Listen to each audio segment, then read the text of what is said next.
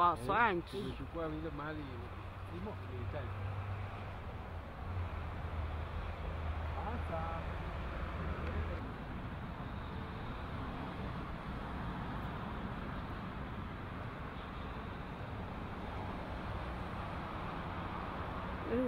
tôi xem màu đồ vô kim.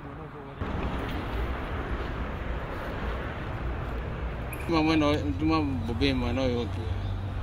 Tôi quả bu. Có thể nghe đi.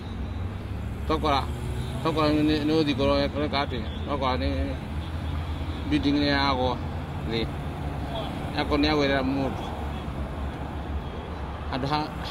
Ada ya mama hauli. Mama sebule mko niko mwali mama mwali. Ndio mwana yoke twatenga. Mama da. Ama mutiye muno mutwe mutiye muno wothe. Na ginya guoko kuma kuonya tondu gukomerwo ni bimu after building yokogwa. Mmoja ambaye aliumia na wengine walikuwa na bruises wawili na wakakimbizwa hospitali.